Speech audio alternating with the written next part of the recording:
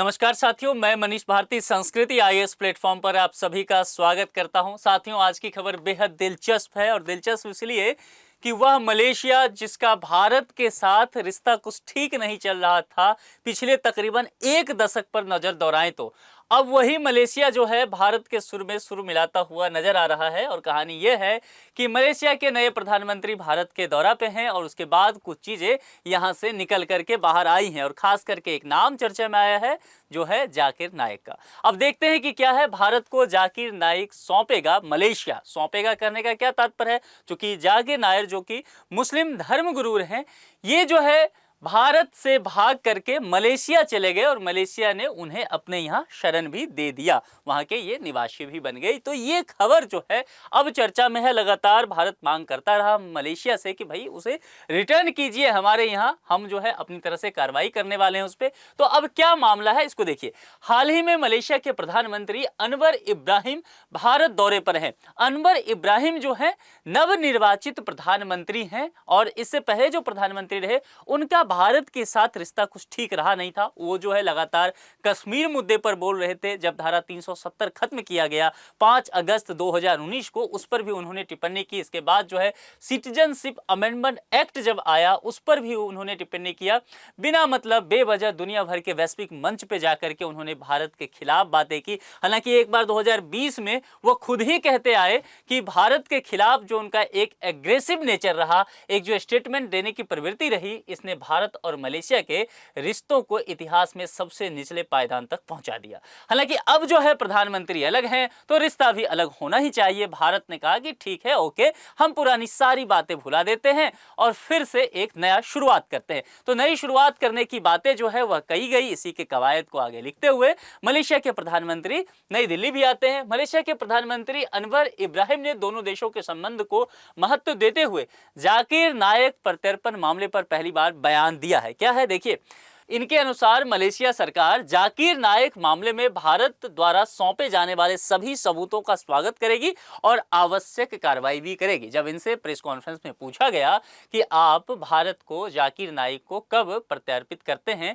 तो इन्होंने कहा कि देखिए, अगर भारत जो है जरूरी सबूत दे देता है, आवश्यक सबूत जितने भी हैं, तो फिर उस पर विचार किया जाएगा। और इन्होंने कहा आतंकवाद को हम भी बढ़ावा नहीं देना चाहते हैं और हम भी वैश्विक दुनिया के साथ, भारत के साथ मिलकर के आतंकवाद पर काम करना चाह रहे हैं।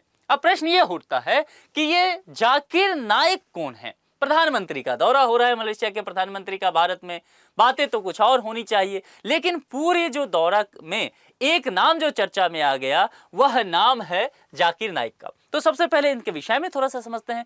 खुद को ये इस्लामिक धर्मगुरु बताते हैं, प्रचार वगैरह करते हैं। यूट्यूब पे बहुत सारे वीडियो जिनको इनका मिल जाएगा जिसमें इस्लाम के बारे में, बाकी धर्मों के बारे में भी ये तुलनात्मक दृष्टिकोण से ये चीजें बताते रहते हैं। और इस्लामिक रिसर्च फाउंडेशन यानी कि IRF के ये संस्थापक वगैरह भी हैं, उससे जुड़े हुए हैं। अब देखिए, भड़काऊ और विवादित भाषण की वजह से ये कनाडा, बांग्लादेश जैसे कई देशों ने इन पर बैन कर दिया, क्योंकि कई देशों में ये जाते रहे, दौरा करते रहे, वहां पर भड़काऊ और विवादित भाषण दिया। हेट स्पीच आप कह सकते हैं, विभिन्न धर्मों के विषय में बोलना और विभिन्न धर्मों के जो इष्ट देव रहे, देवी देवता रहे, उनके खिलाफ बोलना, तो यह कहीं ना कहीं रुष्ट करता गया।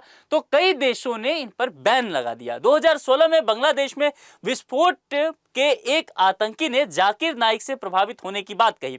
बांग्लादेश में 2016 में जो आतंकी घटनाक्रम हुआ, तो एक आतंकवादी ने पूछताछ में यह बताया कि उसके अंदर आतंकवाद की प्रवृत्ति कहां से आई। तो उसने फिर यहां पर जाकिर नाइक का ही नाम लिया कि उसकी स्पीच को वो सुना करता था यूट्यूब वगैरह के माध्यम से और सोशल मीडिया पर फॉलो करता था। इससे यह प्रभावित हुआ कि वह आतंकवाद की दुनिया में आ जाए और वह जो है अपनी कौम के लिए काम करे। उसके बाद जो है इस पर बैन लगना शुरू हुआ। भारत सरकार ने UAPA के तहत IRF को बैन कर दिया, जो इनकी संस्था रहा, Islamic research foundation, IRF ban कर दिया। जाकिर नाइक उसके बाद जो है मलेशिया भाग गया भारत छोड़ करके, क्योंकि लग गया कि भैया आतंकवादी गतिविधि जो है अब उसका मुकदमा चलेगा, तो जेल के अंदर तो गए लंबे समय के लिए, तो भाग गया।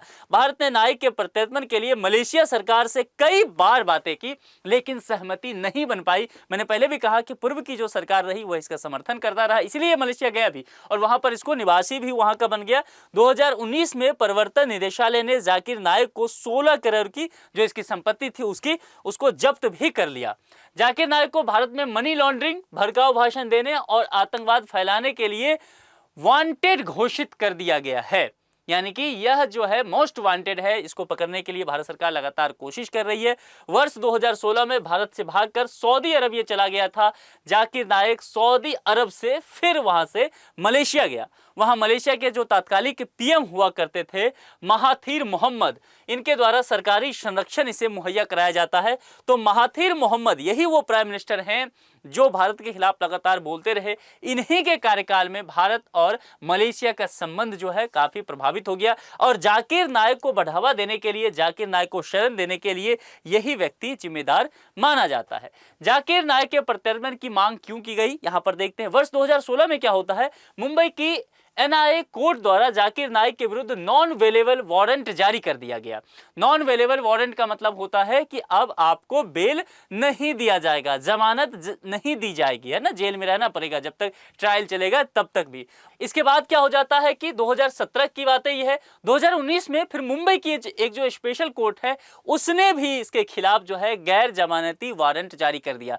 तो मामला फंसता हुआ नजर आया। ईडी ने भी जाकिर नाइक के खिलाफ मनी लॉन्ड्रिंग मामले दर्ज कर लिए। उसके बाद जो है जाकिर नाइक को ये समझ में आ गया कि भारत उसके लिए अभी फिलहाल ठीक नहीं है, पहले दुबई और फिर से वहां से मलेशिया का रास्ता पकड़ लिया। तो कुल मिलाकर के अब जो स्थिति यह है, तो नए प्रधानमंत्री जब भारत दौरा पर आए हैं उनसे उम्मीद भारत को जगा है कि अगर वो भारत जो है जिस तरह से सबूत पेश कर रहा है, अब निश्चित तौर पर प्रधानमंत्री के द्वारा कहा गया है, इतना बड़ा स्टेटमेंट दिया गया है, तो आने वाले कुछ समय में आपको चीजें कुछ अपडेट देखने को मिल सकता है। संभव है मलेशिया जाकिर नाइक को भारत सौंप करके और यह भारत के प्रति अपना सम्मान फिर से दिखा सकता है कि भैया पिछले प्रधानमंत्री जितना जो है किए, रिश्ता मजबूत अब हमारे साथ कीजिए और जाकिर नाइक तोहफा के रूप में कबूल कीजिए। तो ये आने वाले समय में आपको देखने को मिल सकता है। एक संभावित प्रश्न देखिए, निम्नलिखित में से वर्तमान में मलेशिया के प्रधानमंत्री पद पर कार्यरत हैं, कौन व्यक्ति यहां पर हैं? उनका नाम है, 4 नाम दिया गया है, कोई एक नाम ही सही होगा। जो भी नाम आपको सही लगे उसका जवाब जो है कमेंट बॉक्स में या तो नाम लिख दीजिए या विकल्प लिख दीजिए। आज के इस लेक्चर में इतना ही रखते हैं। आपको क्या लगता है, जाकिर नाइक को जल्द से जल्द भारत लाना चाहिए, मलेशिया गवर्नमेंट से और ज्यादा सकारात्मक स्थिति में बात करनी चाहिए? अपने विचार कमेंट बॉक्स में जरूर लिखिए। आज के इस लेक्चर में इतना ही। अपना बेहद ख्याल रखिए। बहुत बहुत शुक्रिया। Thank you.